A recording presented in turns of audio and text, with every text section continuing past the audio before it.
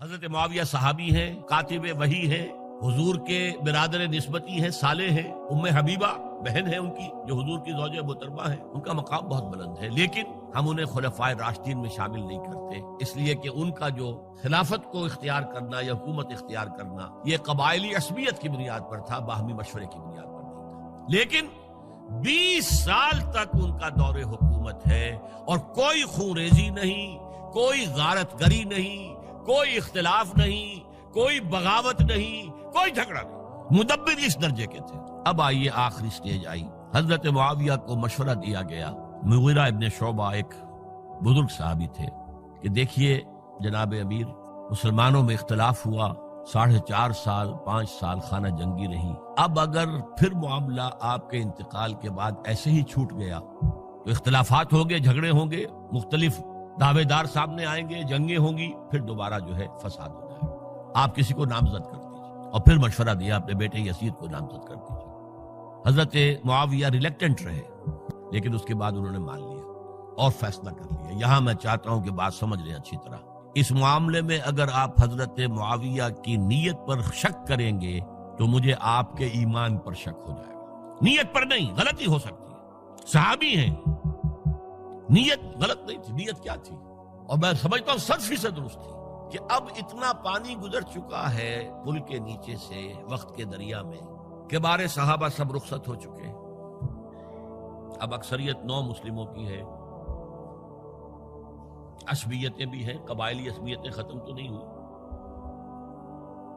لہذا جب تک کوئی قبائلی عصبیت پیچھے نہیں ہوگی حکومت کے، حکومت نہیں چل سکے گی۔ یہ ابن خلدون کا لفظ ہے، عصبیت، کوئی چیز جو جوڑے آپ کو۔ تو دینی عصبیت اب کمزور پڑ گئی ہے، اس لیے کہ حضور نے جن کو تربیت دی تھی وہ اب گئے، اکثر و بیشتر گئے۔ اب اگر ایسے ہی چھوڑ دیا گیا اور کوئی قبائلی عصبیت پشت پر نہ آئی تو پھر خانہ جنگی ہوگی، 5 سال تک ہوئی۔ اس بنا پر انہوں نے اسے صحیح سمجھا۔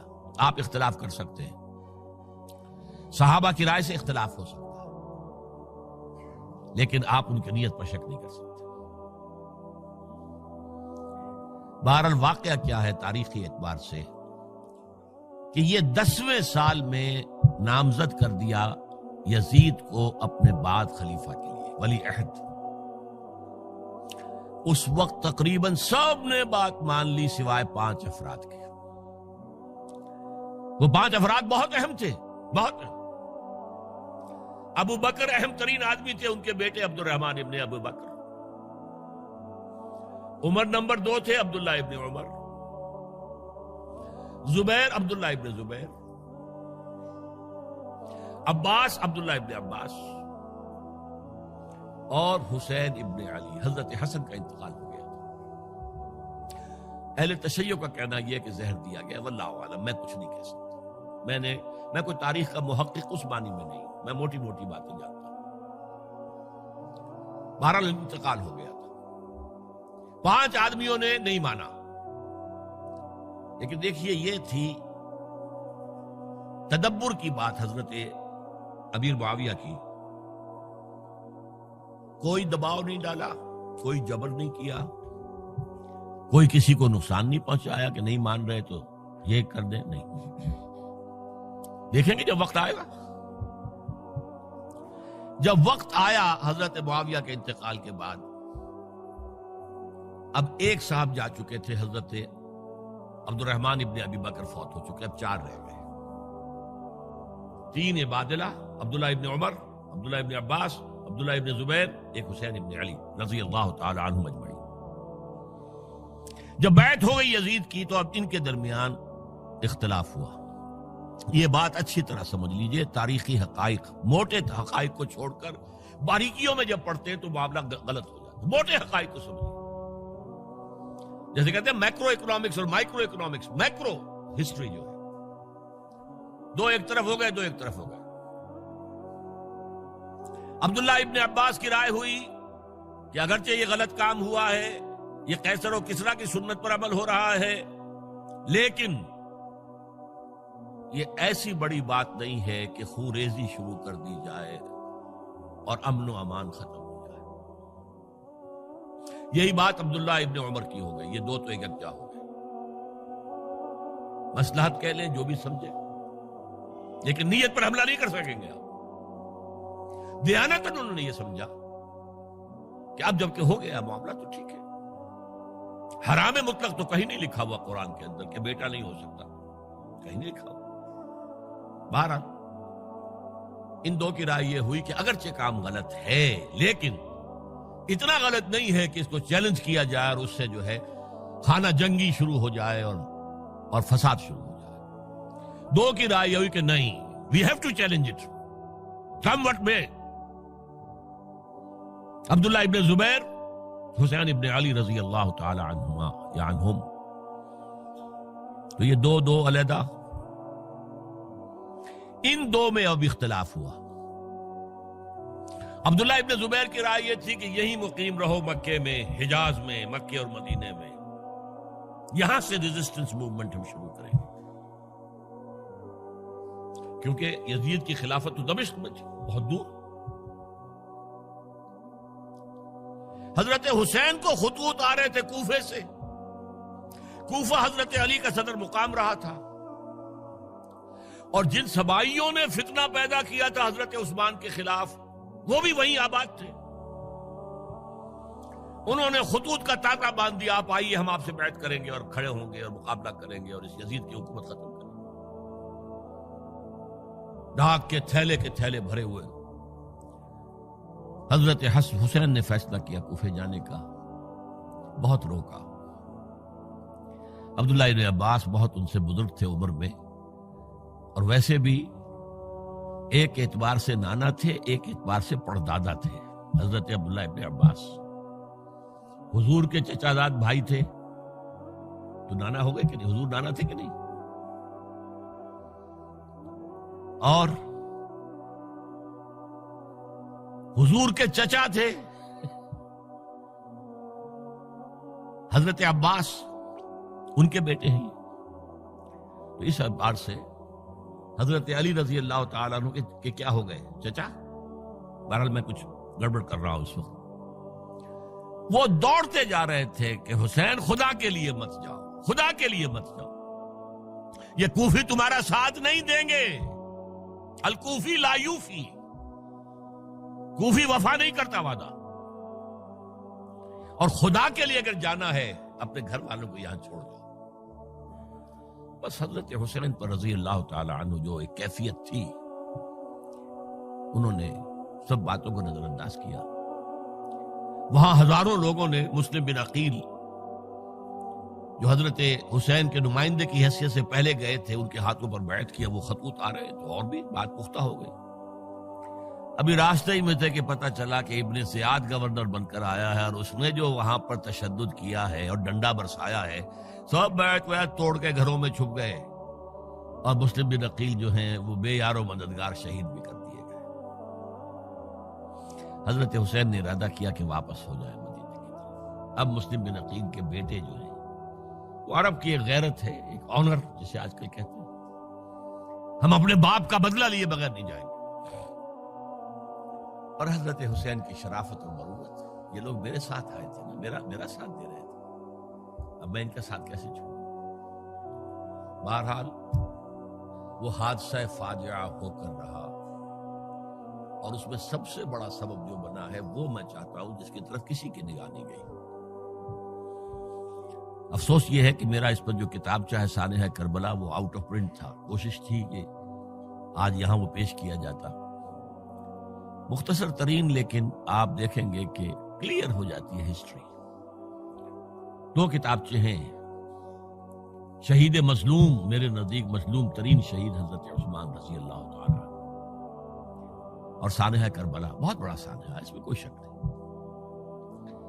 حضرت حسین کا صبر اور مثابرت اور استقلال اور شجاعت، یہ مثالی ہے تاریخ کے اندر.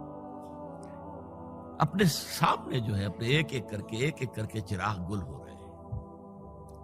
خاندان سارا ختم ہو رہا ہے، شیرخوار بچے شہید ہو رہے ہیں. وہ تو ایک بچہ بیمار تھا، حضرت علی بن حسین زین العابدین رحمت اللہ علیہ، وہ بچہ ہے. لیکن اصل میں شرافت اور مروت جو ہے وہ بسا اوقات اپنی شرافت کی وجہ سے مار کھا جاتی ہے۔ حضرت حسین سے میرے نزدیک یہ ایک اسٹریٹجک مسٹیک ہوئی کہ جب کوفیوں کا لشکر سامنے تھا تو وہاں کھڑے ہو کر ایک ایک کا نام لے گا، فلاں ابن فلاں کیا تم نے مجھے خط نہیں لکھا تھا؟ اے فلاں ابن فلاں کیا تم نے مجھے خط نہیں لکھا تھا؟ سب کے راز فاش کر رہے ہیں، اور دیکھو یہ میرے پاس یہ تھیلے بھرے ہوئے تمہارے خطوں کے موجود ہیں، تم نے مجھے بلایا اور میں آیا۔ یہ بات تھی جس کی بنا پر اب ان کے لیے کوئی چارہ نہیں تھا کہ انہیں شہید کر دیں، ورنہ تو یہ ہمارا بھانڈا پھوڑ دیں گے جا کر یزید کے پاس، تو ہماری کھالیں کھنچ جائیں گی۔ یہی وجہ ہے کہ حضرت حسین نے 3 آفرز کی، مجھے واپس مدینے جانے دو، نہیں، مجھے یزید کے پاس جانے دو، نہیں، مجھے کہیں اسلامی سرحد پر بھیج دو، میں وہاں پر کافروں سے جنگ کرتے ہوئے زندگی ختم کر لوں گا، نہیں، ہیئر اینڈ ناؤ بیٹھ کرو۔ یہ حضرت حسین کی شرافت، غیرت، حمیت، مروت اس کے خلاف تھا، لہذا انہیں شہید کیا گیا، اور پھر خیموں کو آگ لگائی گئی۔ یہ نوٹ کیجئے کیوں لگائی گئی؟ اگر تو یہ غصے اور انتقام میں اور وینجینس میں ہوتا تو حضرت علی بن حسین زین العابدین کو بھی شہید کرنا چاہیے تھا، نہیں کیا۔ اگر یہ اس طرح کا معاملہ ہوتا تو خواتین کی بے حرمتی ہوتی، نہیں ہوئی۔ یہ خیمے کیوں جلائے؟ تاکہ وہ جو ایویڈنس ہے وہ ختم ہو جائے، ہمارے خلاف یہ جو ڈاکومنٹری پروف لیے پھر رہے ہیں، خیمے جلیں گے اور یہ تھیلے بھی جل جائیں گے اور یہ خطوط بھی جل جائیں گے اور ہم بچ جائیں گے۔ یہ ہے میرا تجزیہ۔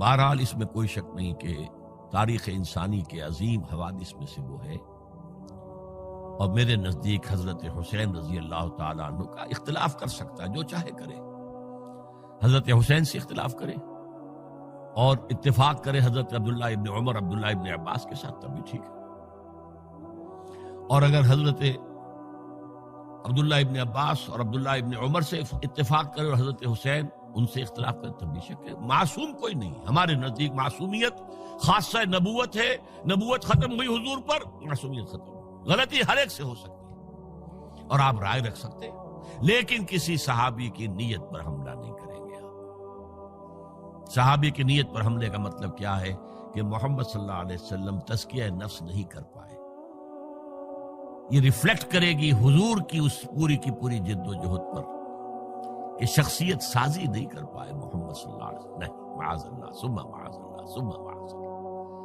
بہرحال یہ ہے تاریخ کے اعتبار سے ہمارے ہاں جو عظیم ترین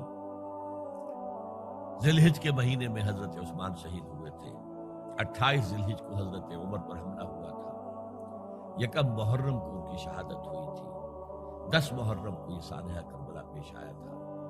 یہ ہماری اس ابتدائی تاریخ کے اہم لینڈ مارکس سے جنہیں ہم شہادت کے نام سے جانتے ہیں، لیکن میں اب پھر دوبارہ کہوں گا یہ اللہ کی راہ میں قتل ہوئے ہیں۔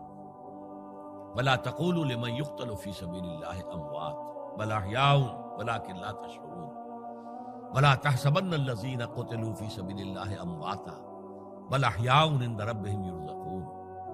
لیکن وہ شہادت علی الناس کی ذمہ داری جو مجھ پر اور آپ پر ہے، حضرت حسین کو یاد کر لیں، حضرت عثمان کو یاد کر لیں، ان کے لیے کوئی رنج اور غم کا اظہار کر لیں، اس سے کچھ حاصل نہیں ہے۔